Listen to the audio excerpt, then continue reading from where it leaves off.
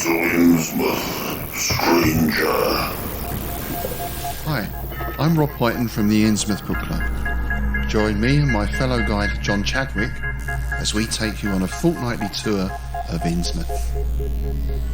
We visit places such as the Picture House, the Library and Innsmouth Museum to discuss all aspects of weird fiction, whether it be book, film, music, TV or art. As well as that, we stop over at the Gilman House to have a chat with a resident guest. That includes authors, artists, musicians, in fact Lovecraftian creatives of all types. You can find our free shows on Patreon, and there you can also sign up as a patron, which brings you bonus content, plus a monthly PDF copy of Innsmouth News, which features articles, author spotlights, all the latest news and reviews, and more. You can find us at patreon.com/InnsmouthBC. We hope to see you soon, because remember, Innsmouth isn't just a place, it's a state of mind.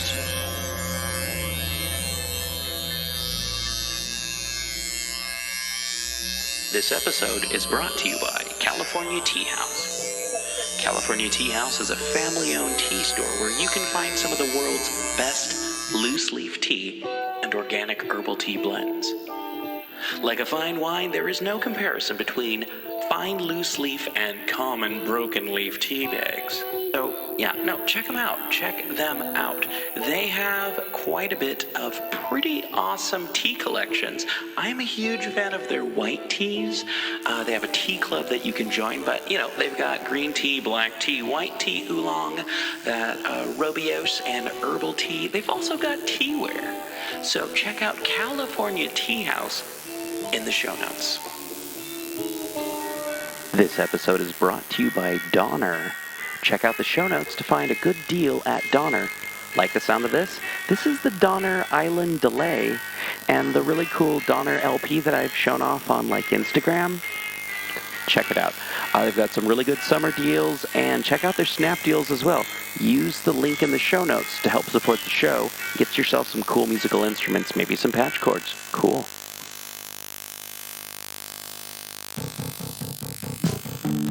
Hey everyone, it's me, DB. Just reminding you, we have t-shirts in the shop. Just go to pgttcm.com, check out all of our cool t-shirts and stickers. Heck, we even got some shelf curtains in there. Keep clean, look cool, have cool stickers to put on stuff. Join us on Patreon and get a free sticker. Or don't. It's up to you. You're listening to KZOM, Oleander Public Radio. Greetings, listeners. It is I, DB Spitzer in Farmer Dave, here once again to talk to you about the Cthulhu mythos, its books, its monsters, its unfortunate human casualties, its timeline in general, and even its tangential bits, like the dreamlands or things of a weird nature that are Lovecraftian leaning.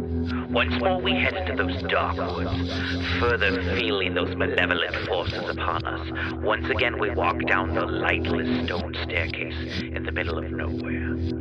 You're listening to KZOM. Hello everyone, it is I, DB Spitzer, and of course, as always, Farmer Dave, David Heath, to my virtual right. Dave, how the heck is it going this week? It is busy, but per the rules of the city of Oleander, if you are being productive, you can't complain. Okay, all right. Well, no one ever told me that. I think I'm in a violation. Oleander, that's where we are. I'm at the radio station. You are at your goat farm. How is everything at the goat farm these days, Dave? The goats are doing very well. Good to hear. Good to hear. Yes, it is goat to hear. Although, I will have to say, we had 20 babies this year. Oh, wow. And in the past, we've had issues with Chip. But we have another goat. Yeah. And her name is Nairobi. Oh, okay. And Nairobi apparently has the superpower to jump over everything. So not only so they're in like wooden pens that are about 4 feet high, and none of the other goats that's born this year have been able to jump over it except Nairobi using her super goat legs. Oh wow! So I put an extra 2 feet of plywood board up there to make it higher so she can jump over it. I nailed it in and I turned my back. And what do I feel rubbing my leg but little Nairobi? So Nairobi, by the way, got her name after the forger in the TV series Money Heist. That's the code name of the forger. Gotcha. All right. Speaking of names and places, this week we're talking about... This is Dave's Corner of the Podcast. It is awesome and it's gonna go fast. It's not the interview pod. It's not the part where DB talks forever. It's Dave's Corner of the Podcast.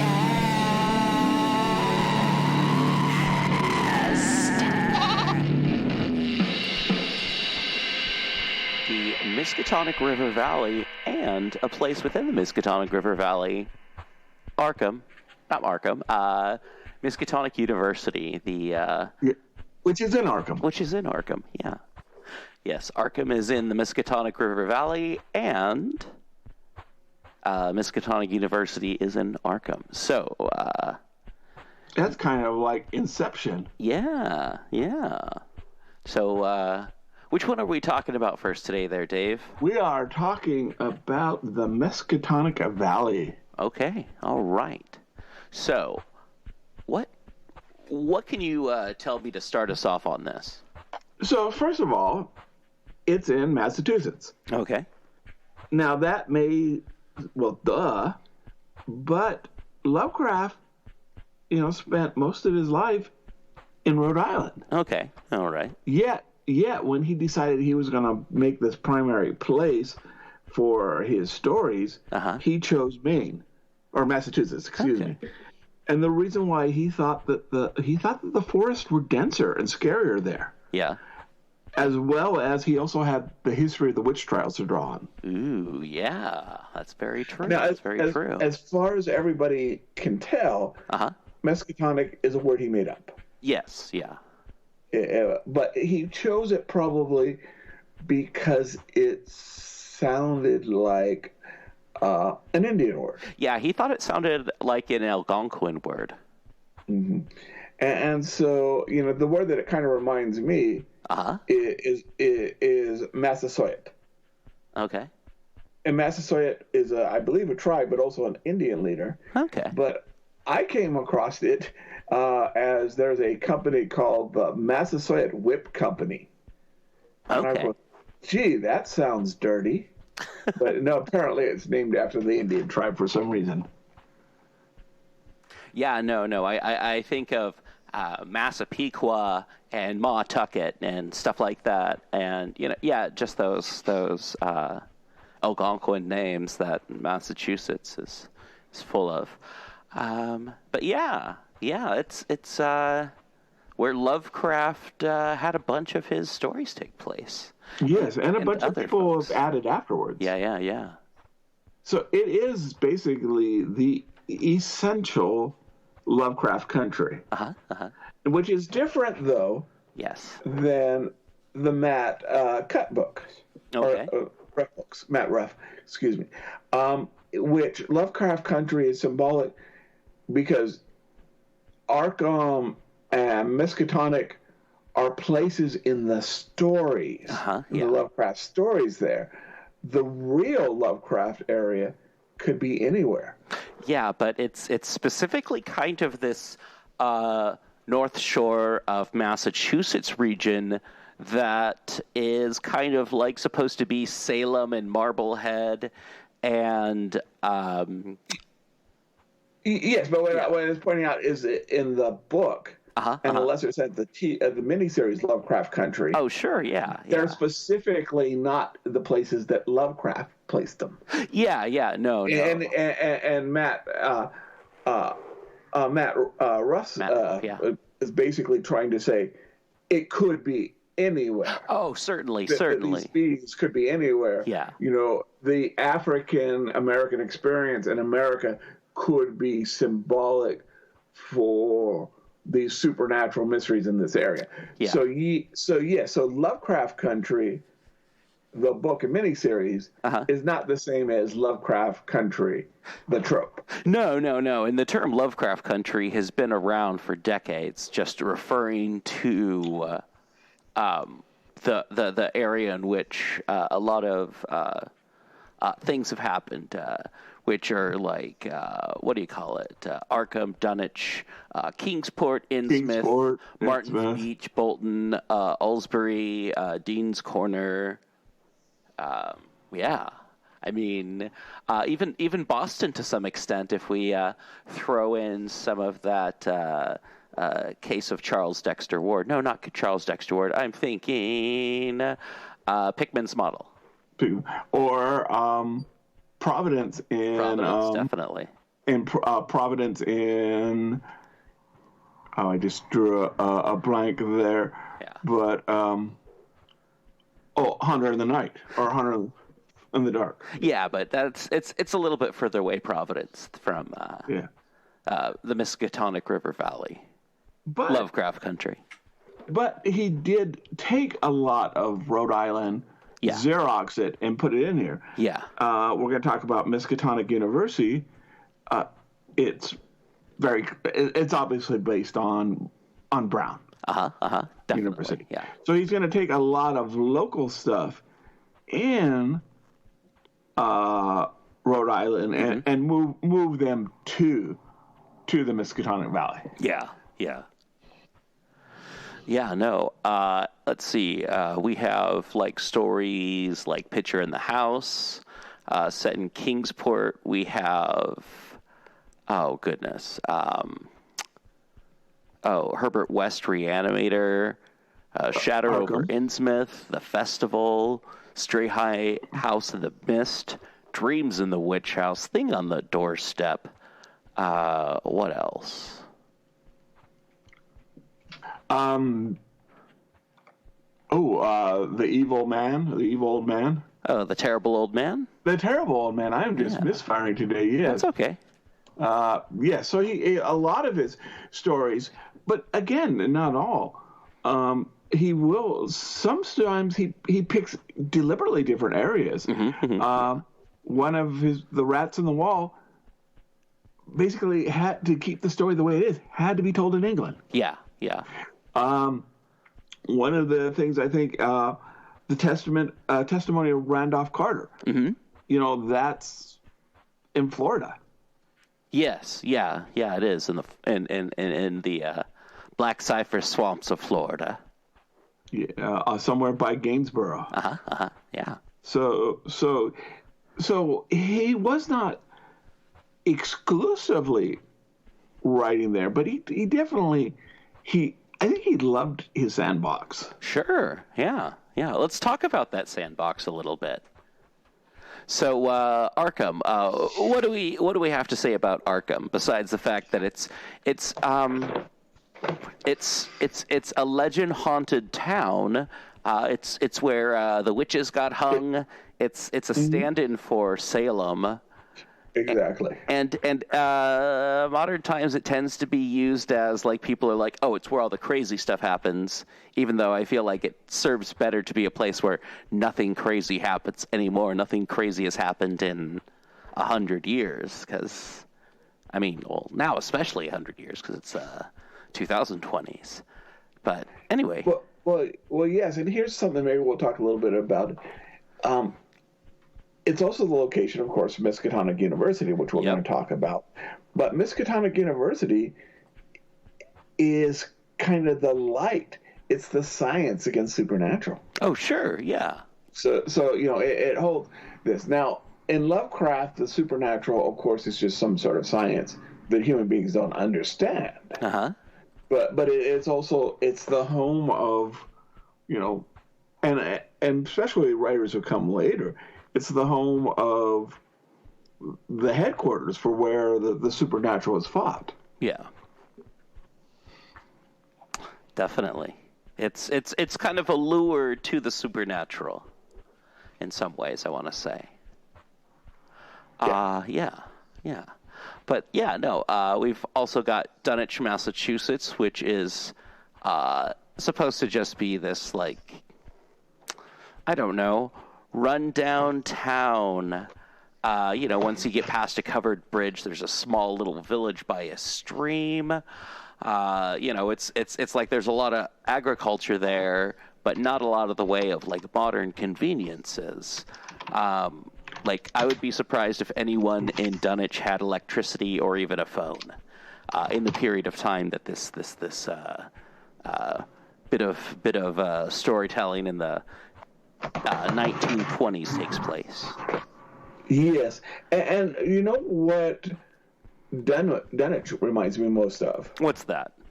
It reminds me of not a place in Massachusetts, not a place in Rhode Island, a place in New Jersey. The Barrens. Okay. So I don't know, and F. Paul Wilson, who wrote, The Repairman Jack, The Keep. He's written quite a few mythos-inspired stories. Sure. One of his is The Barrens, set in the New Jersey Barrens. So you see a lot of similarity there. So first of all, the Barrens has its own monster. Okay.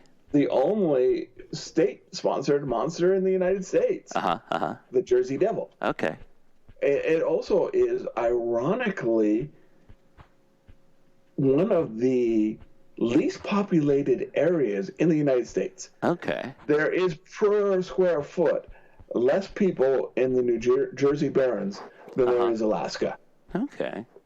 Interesting. But it's only like 100 or something, I don't know, miles from the most populated. Yeah. Which is New York City. Okay. So I think we see, and this may be a little bit of a tangent, but we see in Wilson's The Baron, we see the same thing, these mysterious sort of alien lights that we see in The Color Out of Space. Yeah. And we see that is a real life example of people that are practically choosing to live in another time zone, or not in a time period, that they don't have these technologies. So there's a good possibility, and this is just me speaking, and I'm sure our friend Ken Hyde is pulling his hair out right now while he's listening to me, but I think that some of the areas was based on those areas of New Jersey. Okay. Because even then, they would still have had monster legends. Yeah. They still would have been behind. And behind technologically, with phones and lights. So I think some of those areas we see may have been influenced, but I don't know of anywhere Lovecraft has written about that. Yeah. No, it always, Dunwich, I always think of just tiny little places where it's like you see like civilization slowly dots away, and then every once in a while, like nowadays, you see a trailer, and then you see like this little tiny road that goes off somewhere. It's like, where does that place go off to? And in my brain is Oleander? Like Dunwich, Massachusetts, Oleander, Oregon. Yeah. And then you've got kind of like the opposite of Dunwich, which is like Kingsport, which is still a thriving economy, and people still go there. And I imagine, like, even in modern times, people would be like, "Oh yeah, let's go to Kingsport. Let's go look at the lobster fishermen and get taffy and whatever else you do in the cold East Coast coastal towns." And while you're talking, I hadn't thought of this, but we sort of personified these cities. So Kingsport would, I think, be the old fishermen that just could not be killed. Yeah. By the storm. And Arkham is the weird uncle who's really smart. Innsmouth, of course, is the weird cousin fish-looking person that we don't talk to in the family, reunion. So, and then Martin's Beach might be the swimmer who is always looking over his shoulder because there's something after him. Yeah, but yeah, no, I was going to say that Kingsport is like a successful town. It's like before the war, it was a successful town. Before the Civil War, it was a successful town. And I imagine in the future it went on to be a successful town. I mean, the spooky people in Kingsport keep it to themselves and don't make it other people's problems, like in Dunwich or in Innsmouth. Innsmouth is like kind of the exact opposite of Kingsport. They got so caught up in the Cthulhu mythos that it's like they don't have a functioning town anymore, or not a functioning town as far as humans are concerned. I'm sure as deep ones are concerned, they're highly functioning when it comes to pretending to be humans and keeping a surface city going. But they're almost a school of fish mentality. Yeah. Over the way that Lovecraft would see a city or a village. Yeah, I mean, like part of Innsmouth has electricity and refrigeration. I think it's all in A1 grocery, but yeah, I mean, for outside investment. Yeah, outside investments. Outside investment. Definitely. And Martin's Beach. I mean, Martin's Beach, I think, is an actual place. But it might not be. Fishing community north of Kingsport Head. Community is made up of fishermen and summer renters. I mean, for some reason I thought Martin's Beach was a real place. So there are real places called Martin's Beach. There's one in California. Okay. So there are Martin's Beach, but I think so. Do you know the story? So there's a couple of different names of the horror of Martin's Beach. So you know who wrote that? Sonia Green. Yeah. So you ever hear the? And we're going off a little bit of tangents, but you ever hear the story of how that story came to how it came to fruition? I don't think so. Lovecraft probably he obviously revised it. He obviously edited it for her. So Sonia Green and Lovecraft were basically going for a walk one night, and by a river, and something came up behind them and stepped on in the bushes and stepped on a tree branch, and it cracked the branch, and they both jumped. And then when they go and they look at it, whatever it was gone. Probably an animal. And so they both kind of laugh. And so she says, well, you ought to write a story about that. And then he says, well, why don't you write about the story? And then she was so flattered that he said that, she gave him his first romantic kiss. Ooh. And that is, and then she sat down and took that experience and wrote what is it's got a couple titles, but it's most commonly called The Horror at Martin's Beach. Yeah.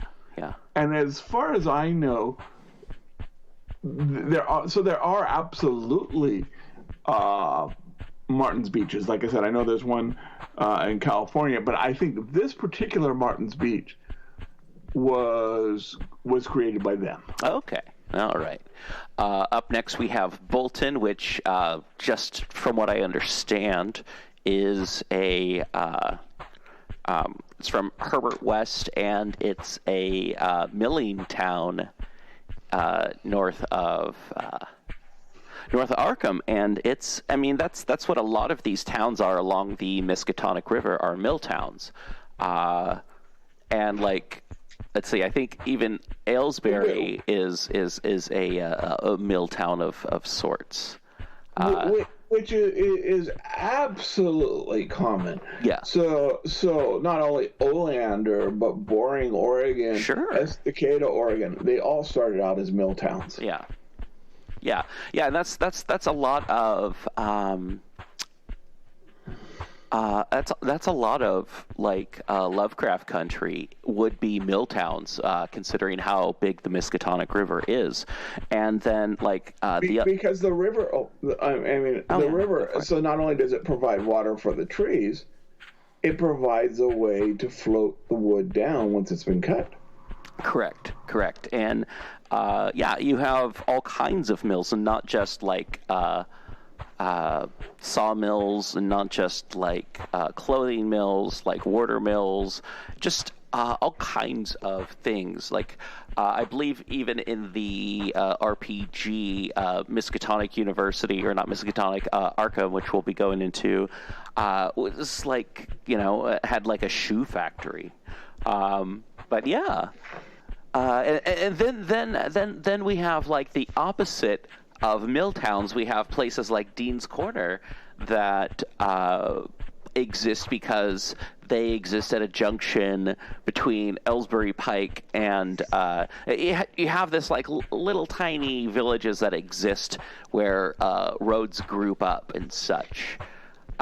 These also, like places like Dean's Corner, kind of disappear after a while and just kind of get like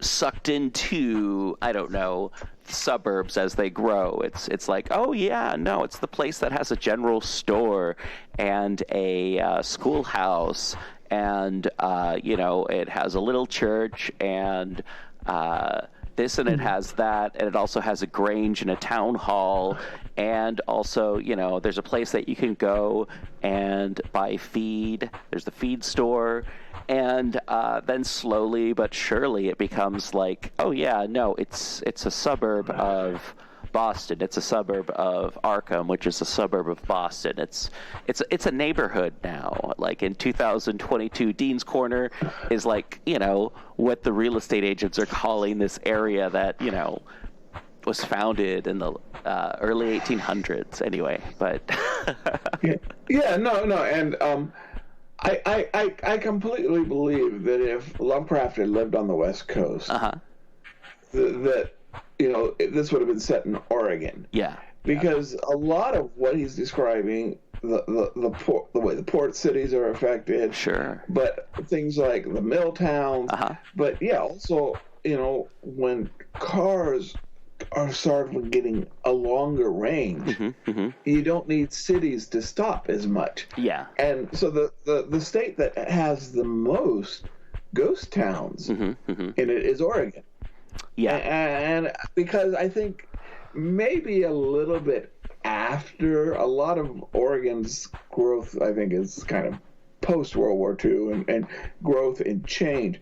But so I think that Oregon and his idea of what happened in the Miskatonic Valley was very similar. Yeah, and I could imagine in like the 30s or the 40s, like Dean's Corner just drying up, just kind of like disappearing. But then later, like real estate agents being like, oh, back in the 30s, this place was called Dean's Corners. Well, let's call our real estate development Dean's Corners. Okay, cool. And then madness follows, because they built somewhere they shouldn't have. They fixed up something that they shouldn't have. They were like, oh, what did this place over here on the woods look like? Well, let's rebuild this symbol. And anyway, what else? What else do we have? I think that's pretty much that area. Yeah. Yeah. No. I think you're right. But I think we. Yeah. No. That's. Of course, you also have the Miskatonic River, which the Miskatonic River plays itself in Lovecraft stories. You have this big, fast, deep river that is kind of like where industry, the whole reason any of that stuff is even there. It's an inland port town that longboats used to be able to sail up to because the fact that the Miskatonic River is so big, and you wouldn't have like wizards and witches wanting to, you know, settle down in this area so that, you know, if something bad happens, they can get out of there fast. But, you know, and then you know, you have like weirdos out in the woods, like, I don't know, the Picture in the House,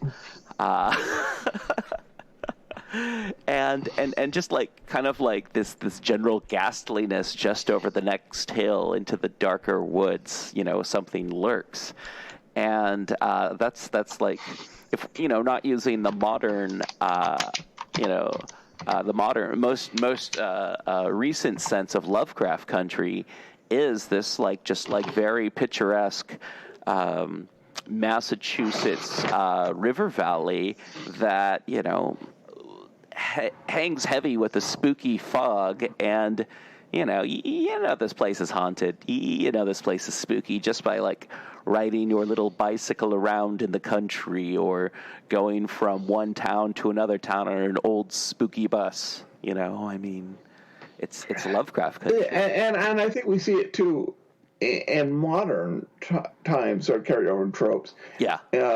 I mean, obviously, Stephen King's Castle Rock and Derry, Maine are obviously influenced by it. I think he's very open. Yeah. His son's Lock and Key takes place in Lovecraft County. Yeah. And we see it in stuff, I think, The Fog. Mm-hmm, mm-hmm. Quite a few others, and maybe not even exactly Lovecraft, but the tropes carry over. And maybe not Maine, but The Cabin in the Woods, and so many other sort of pseudo slasher forest stories. Crazy stuff. Yeah. It's a crazy place. I wouldn't want to be someone who picked up a hitchhiker or be a hitchhiker getting picked up in Lovecraft country. All right. Well, hey, after the break, we're going to be talking about some Miskatonic University. Go Badgers, and we'll see in a bit. But before that, I just want to remind people, hey, I am up and moving so early in the morning because Copper Cow Coffee. Dave and I wake up super bright and early. He has to go feed goats. I have to take care of kids, different kinds of kids. And what I get going with is Copper Cow Coffee. It's pour-over Vietnamese-style coffee. You can do it French press style even. You can... and then you don't have coffee grounds all over in your stuff. But yeah, you can also make cold. Ooh, coffee grounds all over your stuff. Gee, I'm so glad that Copper Cow has created a way that we don't have to have that. I know. It's just coffee grounds in these little paper bags, and cold brew coffee, and you can make really strong cold brew coffee and then use it for baking is something I want to recommend. But anyway. Copper Cow Coffee, and we'll see you in a bit.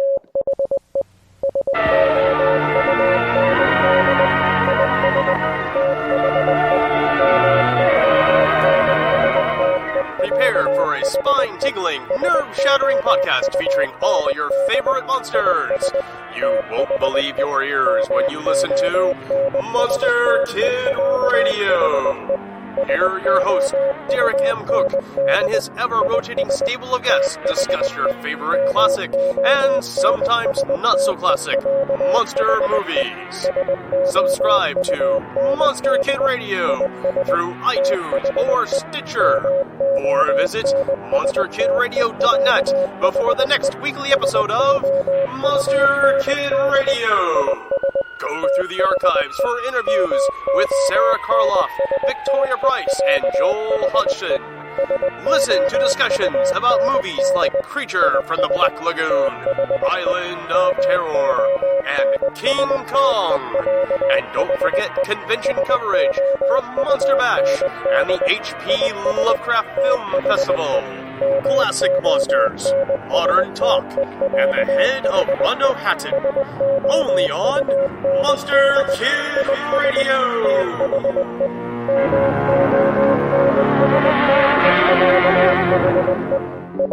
Hey everyone, it's me, DB. New sponsor on the show, Glarry. Glarry offers a great price and better quality goods and services for music lovers. Are you looking for good prices, free shipping, 100% quality guarantee? Glarry's got you covered. Guitars, bass guitars, mandolins. They've got saxophones, trumpets, drums. They've got guitar cases, amplifiers, all the stuff that you need without having to break the bank. Inexpensive doesn't have to mean cheap. Check out the show notes to find more about Glarry. 20-watt amplifiers for under $50. Hard cases for your electric guitar for under $80. Guitars themselves for under $90. Come on, folks, check out the show notes. Get a Glarry. Thank you once again for listening to People's Guide to the Cthulhu Mythos. You can help show your support by going to the show notes and following any of the links that'll tell you how to support the show, how to support our guests, and thank you to all of our guests who you can find in the show notes. Rate, review, subscribe, and remember, patrons get priority access to asking us questions, suggesting topics, even, I don't know, submitting stuff. Actually, you don't have to be a patron to submit anything. That's how Dave got on the show, and that's how you can get on the show too. It's the People's Guide to the Cthulhu Mythos. Rate, review, subscribe, tell your friends. Thank you for listening. Back to the show.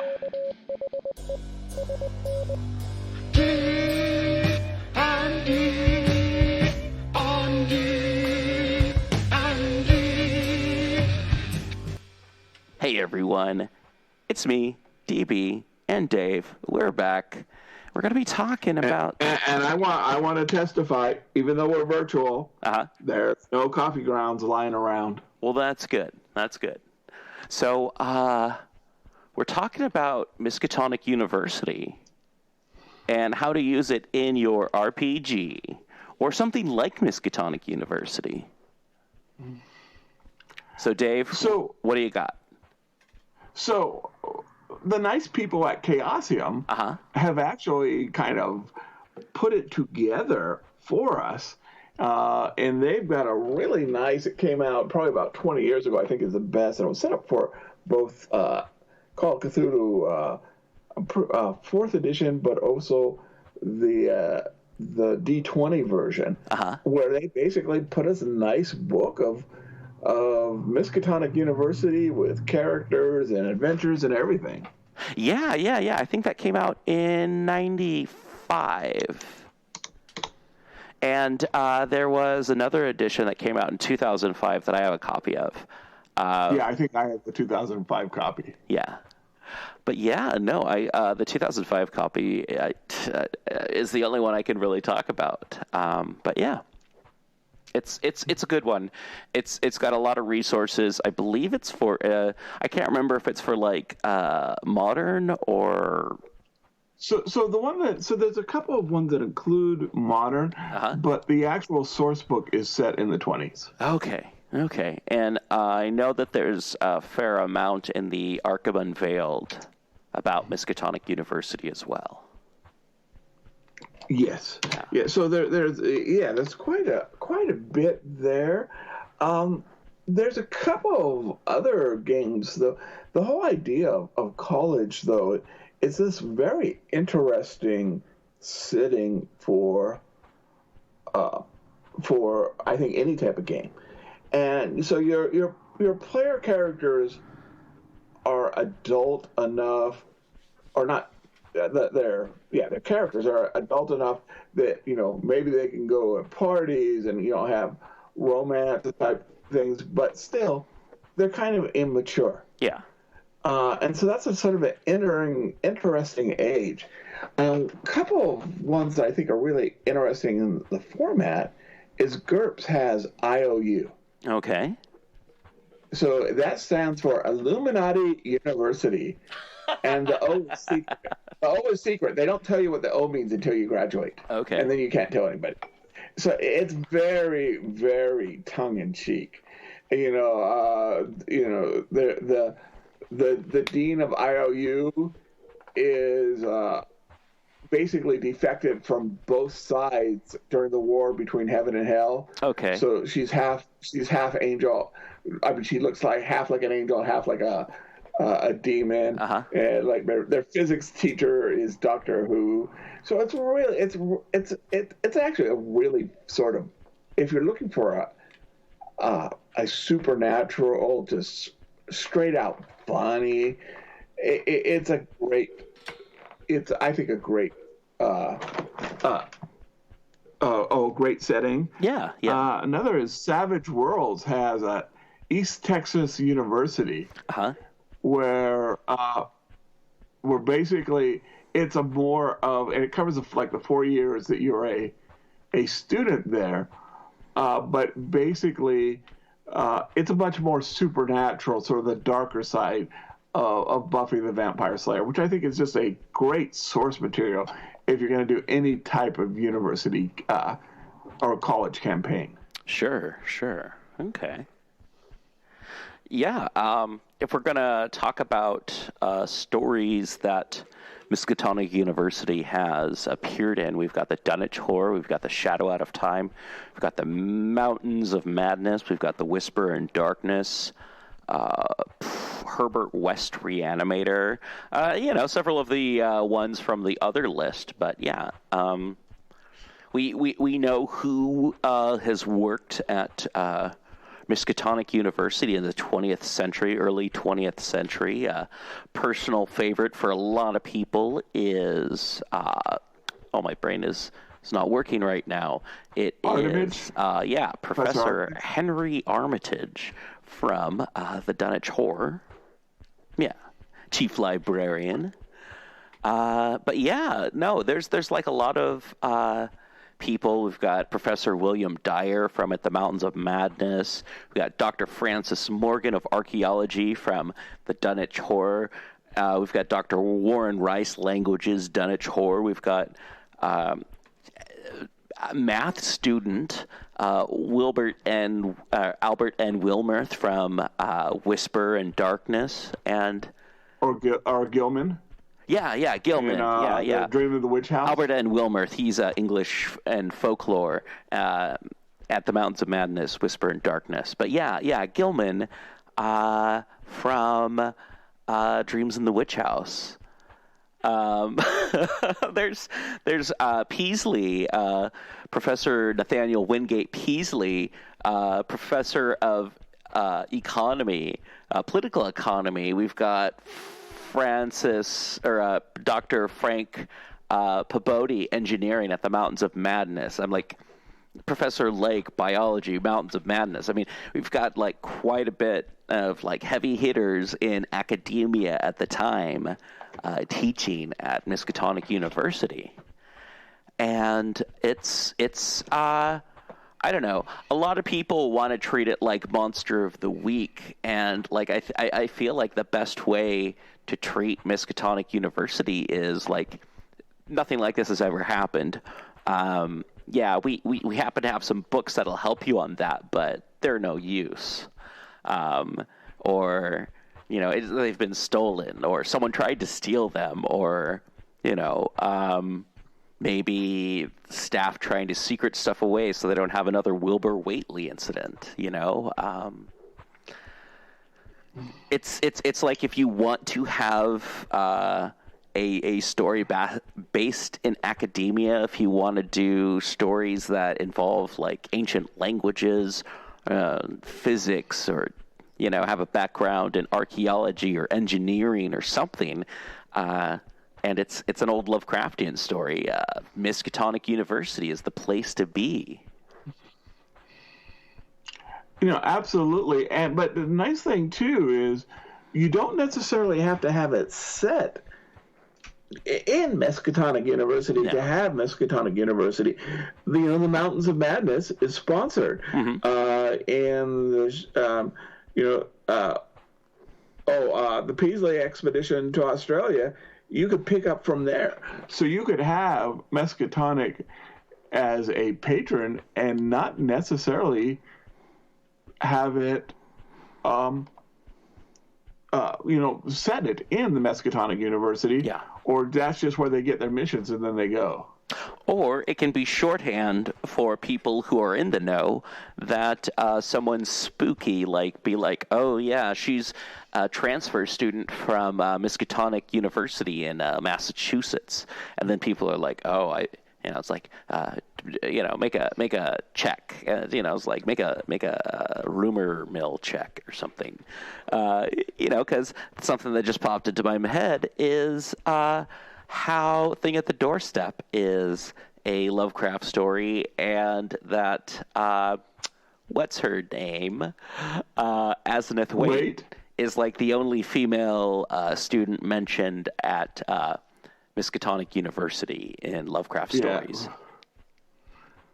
Absolutely. Or you could reverse it. Turns out that the bad guy is from Berkeley, and the poor transfer student from Miskatonic that everybody thinks is the bad guy, is innocent. Yeah. Oh, totally. Yeah, no. You can set up red herrings by talking about Miskatonic University, talking about Arkham, Massachusetts. You can definitely set stuff up by being like, oh yeah, they're from, she grew up in outside of Arkham. Oh, she grew up in not Innsmouth. I don't want to say people from Innsmouth, but Dunwich. And, people be like, oh, it's like, but what people don't know is Dunwich got bulldozed in the 1950s, and they built stuff over the top of it, and it's a housing development. Their family didn't move there until the 70s. But she's a spooky teacher at Miskatonic University because, her family's from Dunwich. And, there's stories about Dunwich. Yeah. Yeah, and sort of where it was used for effect, I think was... you can sort of get inspiration. Two modern cartoons. Okay.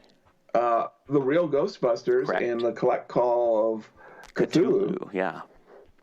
Yes, they have, has Miskatonic University, but also the last couple of episodes of Scooby-Doo Mystery Inc. Take place. In fact, I think that they, at least Velma, when she graduates high school, goes to the Miskatonic University. Yeah, and red herring, making a reference to a pup named Scooby-Doo is not what I'm doing right now, but you did. But I did. But Miskatonic University, I feel like, is an amazing red herring. Where you make people think that something spooky is going to happen there, but it's where you go to find information. It's where you go to talk to an expert or something. But I feel like if you're playing the right kind of game, you can totally totally Hogwarts Miskatonic University.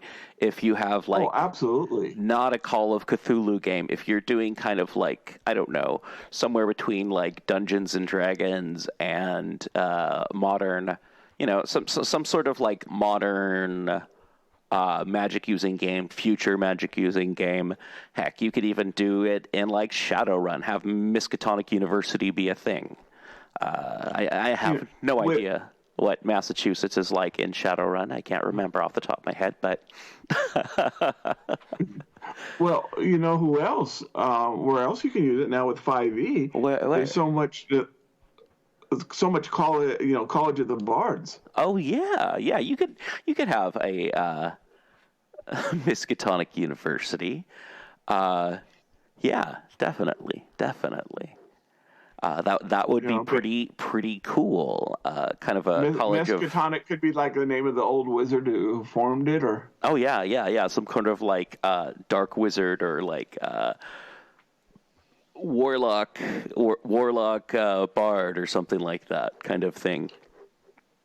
And And as I remember, at least from 3.5, that the warlocks did sort of form their own college, and that that it is innate in some ways, but that they went to colleges, and they had a map in the book. This is what a warlock college will look like. No, but I could imagine like there being some sort of like, this is a college that specifies in this specific type of magic that wizards use, that sorcerers use, that bards use, that warlocks use, that all emanates from this source.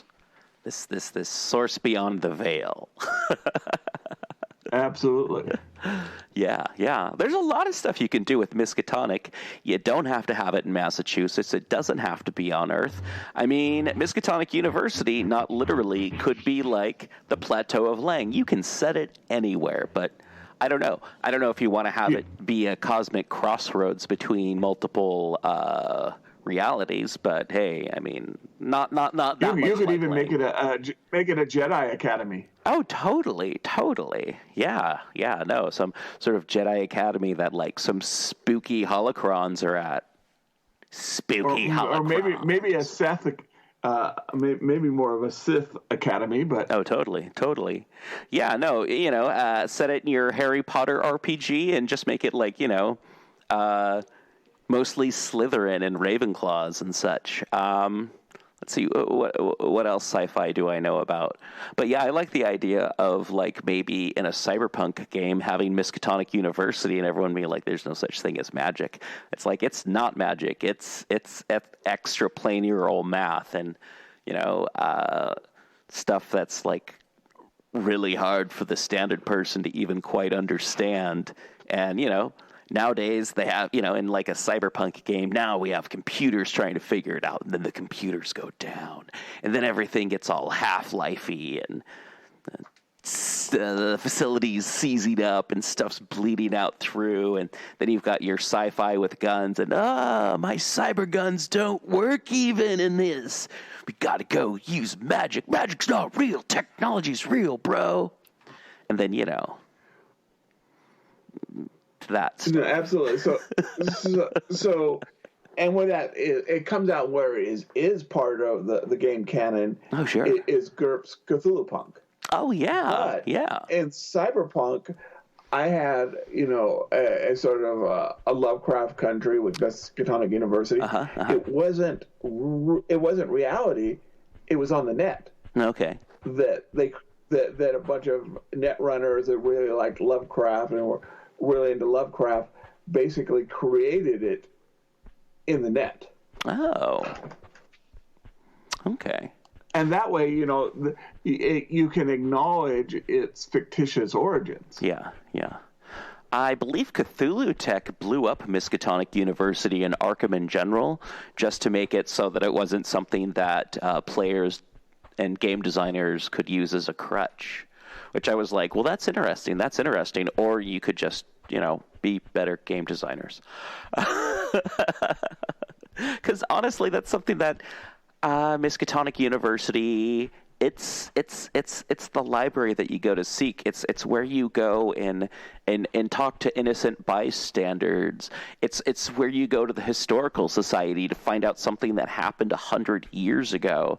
Or it's like, oh, yeah, no, we should have that, but I don't know, because of the flood in 25, those newspapers might be lost. You're going to have to really, really look down in that deep, dark basement. You might have to go to the sub-basement. We put all those in the fallout shelter. There's a lot of stuff that you can do with a big old university. And if you've never been to a university, I recommend you look up like what an Ivy League college looks like, what Brown looks like, what MIT looks like, or what these places looked like in the 1920s, or even the turn of the century, like the late 1890s, when back when everything was shiny and bright in some of these places. It's fascinating stuff. I've done a huge amount of research on this kind of stuff, obviously for Call of Cthulhu and other games. But it's to get a good idea of what Miskatonic is. Definitely check out images of Brown, Vassar, Yale, and any of those types. And anything you want to say about Miskatonic there, Dave? So one other idea of campaign. Let's say you're running a Modifius 2D20 Fallout. Why can't there be a vault under Miskatonic University? Oh, definitely. That seems like a place that they would have one. Why did I talk about Fallout and Miskatonic University? That generally sounds like something I would talk about. But in Fallout 4 there is no Miskatonic University, unfortunately, but there is a Kingport lighthouse. I think Kingsport got nuked, but there's a big crater right next to the lighthouse. But the other thing I was thinking of is why not, if you want to keep Miskatonic University as its own separate thing, like this thing to strive for, like, and you're on like the West Coast or in like Alaska or like somewhere over in Spain, or just, Miskatonic University is the big place. It's where the showdown at the end is going to happen. But you start out maybe in a community college in Colorado, or you start out at as a security guard in the Pacific Northwest. Or, a librarian in London who thinks that, I have all this access to all this, like, old British stuff. But it's like, I need all that stuff that's, okay. I need to go to Brazil, and I need to go to Massachusetts and America, but I kind of like the idea of like a university or a community college that happens to have like a rare books room, like Miskatonic University, where it's like, our community college has a copy of the Necronomicon and of fragments of the Book of Ibon. And obviously, you think that if you're going to run an adventure, around the university, you're going to set it around students and teachers. But there's a lot of other people, maybe janitors. They're the guys that always have all the keys. Oh yeah. Or security guards, or the lunch lady. Mm-hmm. Yeah. Or maybe you're an outside source that's meant to. You got hired on. I like the idea of a security guard, or like someone whose job it is to clean, or even someone whose job, like, I'm an antiquarian and I have to drive across country to authenticate something that they're not quite sure if it's a part of the Quran or not, but it's like maybe of the, it's like the precursor to the Necronomicon. Like notes of Abdul al-Hazred or something like that. Weird things Absolutely. Like that. Or, it's like, I've got a master's degree in printmaking, but I'm going to like look at some old books in Massachusetts, in some place called Arkham at a university, and, just set it up as like some sort of like just very kind of boring family trip or friends going to go visit. Heck, you can even do the big chill and have it take place in Arkham University. And, the friend that died at Arkham, or it died at Miskatonic, who was a professor, kind of like maybe mix the big chill with it. Exactly. Friends going back to the college that they all had some sort of, their friend had some sort of traumatic thing happen at, and like figure out what happened to them, after their friend became a teacher at the place that they all went to college. I don't know. I feel like you could even do something like Animal House, and then like have like stuff from the Cthulhu mythos bleed in, kind of like Stranger Things meets Animal House. Yeah. There's a lot of tropes with like universities that you could apply to Call of Cthulhu, to Miskatonic University. You could have it have no supernatural stuff and just have it be a setting for mysteries, but because it has this air to it, that it's, this spooky fictional place in Massachusetts, that it's, going to be even more worrisome than if you just placed it in, like, I don't know, Beverly, Massachusetts, some college town on a large body of water, roughly in the same spot. Or Brown. Just use Brown. Yeah. No, it's like, if you said it in Providence, Rhode Island, you're going to get a different vibe saying if you said it in Arkham, Massachusetts. Absolutely. Yeah. But yeah, Miskatonic University, look it up. Like on Wikipedia, there's a map of it.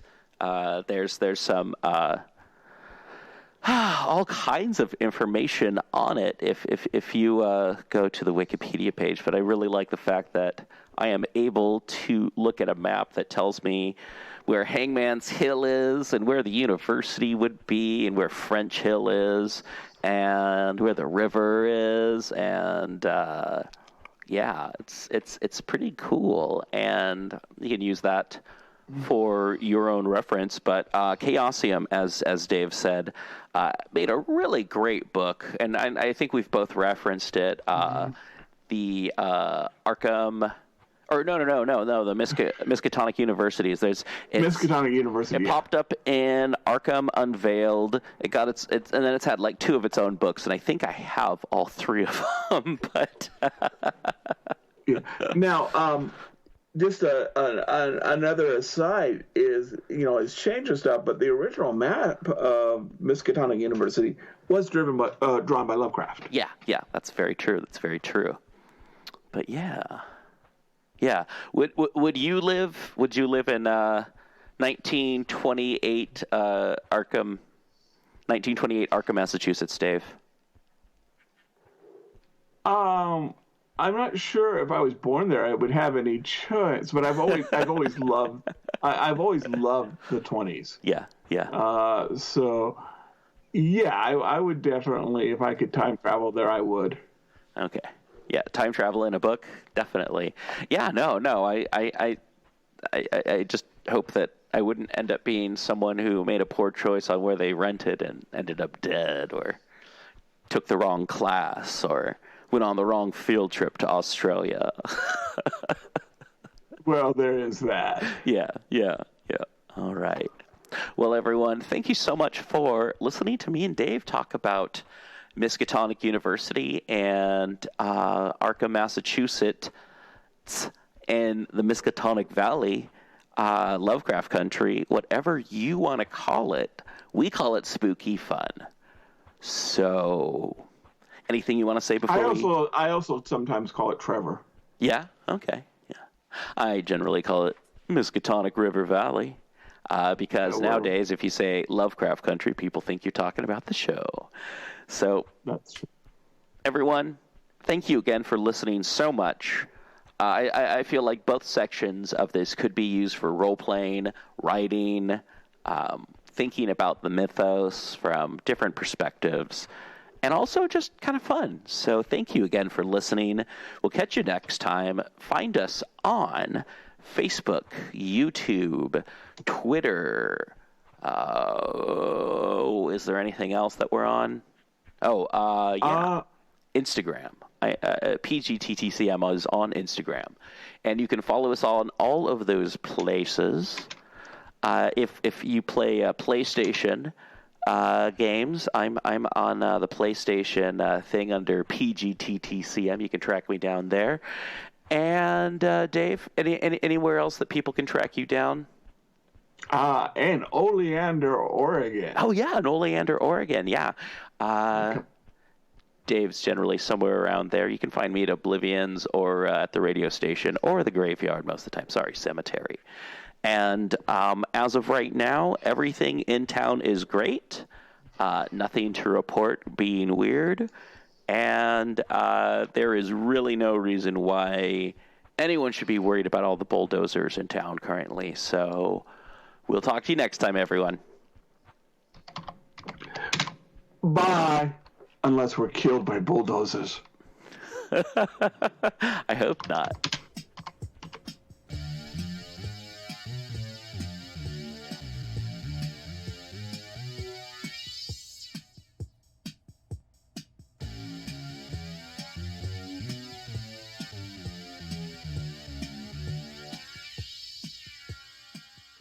Do you like the TV series Tales from the Crypt? Are you interested in full episode and movie reviews from Tales from the Crypt? This podcast is for you. The Good Evening Kitties podcast, where I, Melissa, your ghostess with the mostess, recap every episode with special guests and bonus horror movie reviews. The Good Evening Kitties podcast can be found on most podcast platforms. Check it out today.